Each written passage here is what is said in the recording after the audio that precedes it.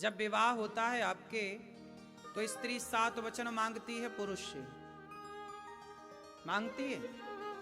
उन 7 वचन में पत्नी एक वचन ये भी तो कहती है कि आज के बाद हमारे अतिरिक्त आप किसी स्त्री को देखेंगे, आपसे बड़ी है तो आप माँ के रूप में देखेंगे, आपके बराबर की है तो आप उसे बहन के रूप में देखेंगे, और आपसे छोटी है तो आप उसे पुत्री के, बेटी के भाव से देखेंगे।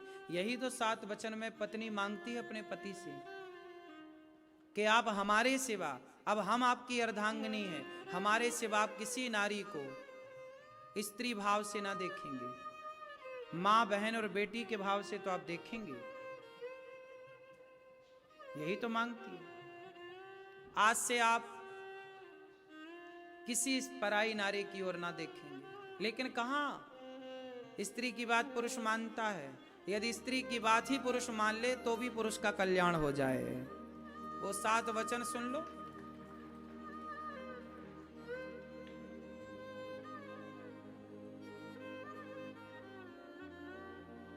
उन 7 वचन में स्त्री ये भी कहती है अपने पति से, क्यों मैया, तुम महिलाओं को अपने अपने 7 वचन याद कर लेना चाहिए।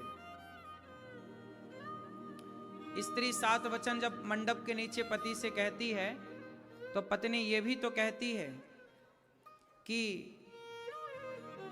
सबके सामने यदि मेरी गलती है, माना कि मैंने कोई गलती की, माना कि पत्नी ने कोई गलती की, तो पत्नी की गलती भले है पर पुरुष को सबके सामने, उसकी सहेलियों के सामने या परिवार के अन्य सदस्यों के सामने कभी अपनी पत्नी को डांटना नहीं चाहिए।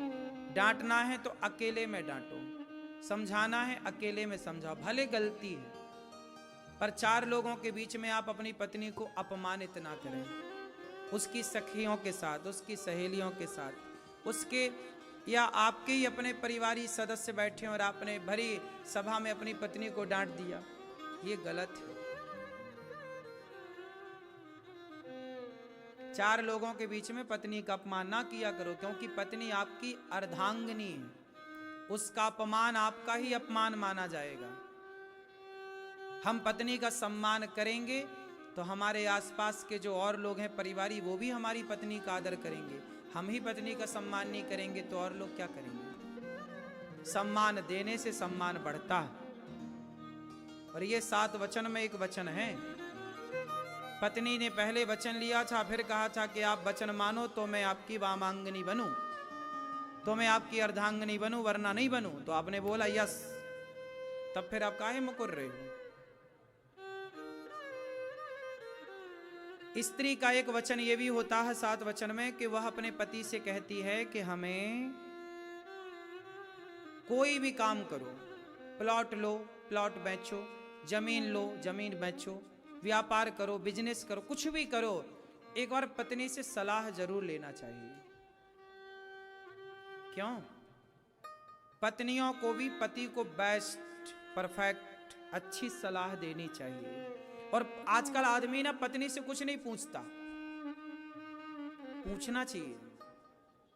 आजकल का आदमी पत्नी को केवल पांव की जूती समझता, तुम तो हमारे पांव की जूती हो बस।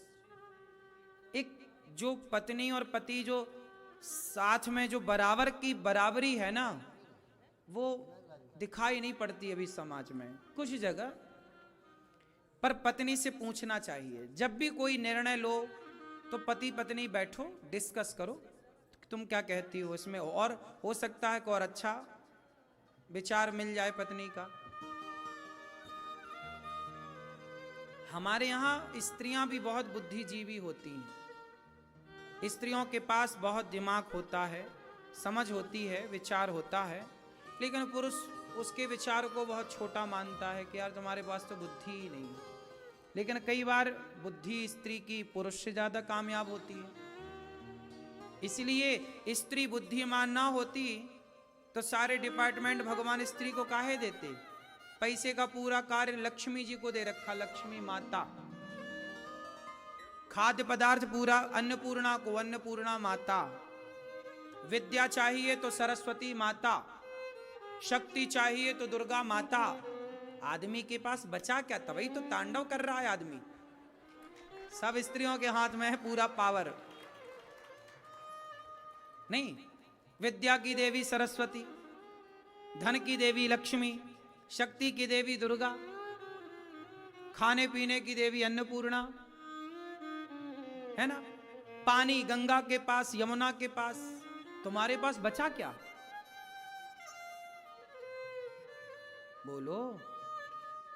सारी नदियां माता हैं, समुद्र देवता है, समुद्र के पास खारा है, जाओ अब नदियां तो गंगा है, मीठा तो स्त्रियों के पास है। इसलिए हमारे यहां स्त्री को आगे रखा है, स्त्री पहले पुरुष बाद में। सीता राम, गौरी शंकर, राधा कृष्ण, ठीक है। स्त्री आगे है कि पीछे है? क्यों भैया? ये भैया बताएं, सताए हुए, आगे हैं कि पीछे हैं? फिर तो आप भी अपनी स्त्री को आगे ही रखिएगा। सलाह लेते हो पत्नी से कि नहीं? अरे माता पिता की अभी हम बात कर ही नहीं रहे हैं, अभी हम पत्नी की कर रहे हैं। यार तुम बहुत आगे आगे भागते हो।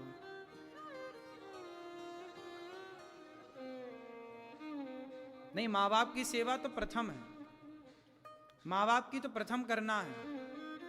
पत्नी कहती है कि माँ बाप को छोड़ दो, तो पत्नी की ये बात बिल्कुल नहीं माननी है।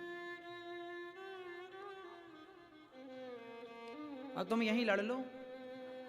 जब यहां लड़ने का तुम्हारा इतना मूड है तो घर में पता नहीं क्या करते होगे। दिन भर तुम मारते ही रहते होगे पत्नी को। लक्षण ठीक नहीं लग रहे हैं तुम्हारे। पत्नी को इतना सताते हो, बताओ। पत्नी को कुछ नहीं बोलने दे, तू चुप रह, हम बोलेंगे सब। हाँ,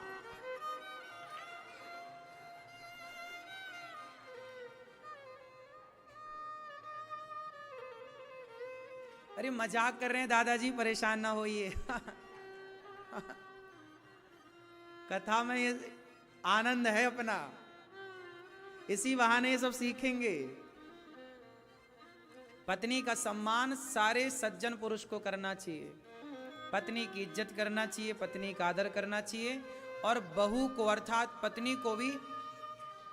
अच्छा सुनो, पत्नी एक वचन ये भी मांगती है कि आप हमारे माता पिता का आदर करेंगे। और जब पुरुष 5 वचन मांगता है स्त्री से, तो पुरुष का एक वचन ये है कि एक पुरुष कहता है अपनी पत्नी से कि सुनो, हम तुमसे तब विवाह करेंगे जब तुम अपने माता पिता की तरह ही हमारे माता पिता का सम्मान करोगी, सेवा करोगी। ये भी पुरुष का एक वचन है। तो हम पत्नी के 7 वचन मानते हैं, तो पत्नी भी हमारे 5 वचन मानती है, जैसे 7 5 वचन कहते हैं। क्यों जी, बात सही है? तो पुरुष का भी तो वचन मानती है, और मानना चाहिए, धर्म है कि हम आपके माँ बाप की सेवा करें, हम पत्नी के माँ बाप का सम्मान करें। तो पत्नी को चाहिए कि वो हमारे माँ बाप का सम्मान करें। पति का एक वचन ये भी है पत्नी को कि हमारी आज्ञा के बिना, हमसे पूछे बिना तुम्हें कहीं जाना नहीं है। ये भी एक वचन है पति का। पति बोल रहा है, अब सुनो, तुम्हारी 7 बात हमने मानी, पर हमारी तुम 5 बातें मानो। उन 5 बातों में एक बात यह है कि आप हमारे माँ बाप का खूब सम्मान करेंगे, इज्जत करेंगे। पत्नी स्वीकार करती है कि आपके माता पिता अब हमारे माता पिता हैं। तो माता पिता तो भगवान है, उससे तो कोई नकार ही नहीं सकता, ना पत्नी नकारे ना पति नकारे। इसलिए माता पिता तो भगवान है सबके लिए। क्या है माता पिता? तो आप अपने माँ बाप की सेवा करती हो, सास ससुर की? सही पूछेंगे हम सास ससुर से, सेवा करती हैं? पति की भी सेवा, पति के पांव दबाती हैं? पति के चरण दबाया करो। लक्ष्मी जी जैसे भगवान नारायण के पांव दबाती हैं। ससुर पिता होता है, सास माँ होती है। भारत की प्रत्येक बहू सास को, ससुर को माँ बाप मानने लग जाए तो घर स्वर्ग बन जाएगा। और सास ससुर बहू को बेटी की तरह रखने लग जाए तो घर घर कहाँ, फिर तो वो स्वर्ग है।